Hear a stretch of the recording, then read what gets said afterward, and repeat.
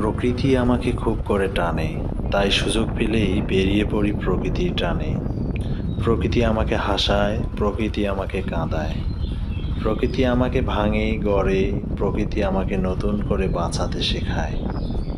আমি সৃষ্টিকে ভালোবাসি, কারণ তা স্রষ্টার সৃষ্টি।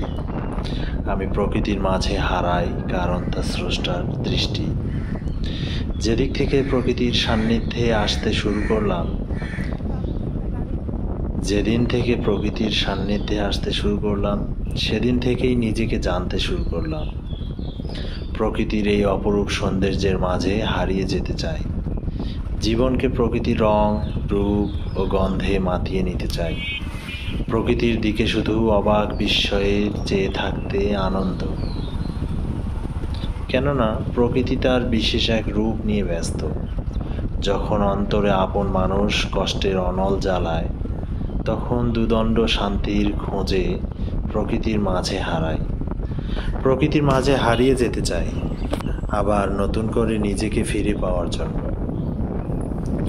বহু স্থানে ঘুরে ঘুরে প্রকৃতির মাঝে আমি খুঁজে বেড়াই শান্তি সুখের পরশ, যেথা রয়েছে শুধুই অপার ভালোবাসার গল্প।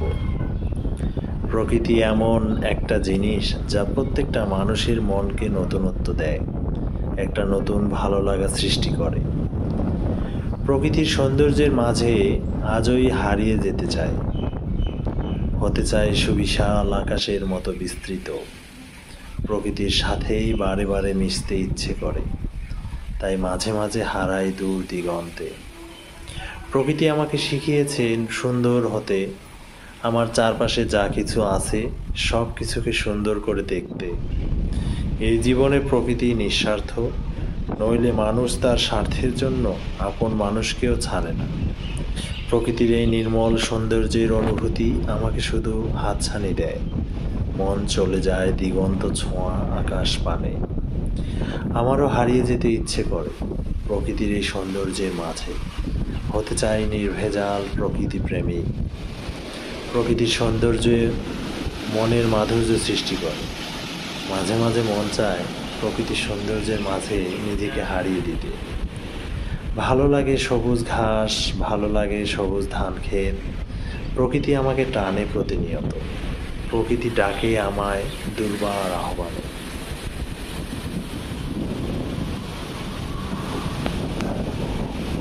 ভিডিওটি ভালো লাগলে লাইক, সাবস্ক্রাইব, শেয়ার করবেন। ধন্যবাদ।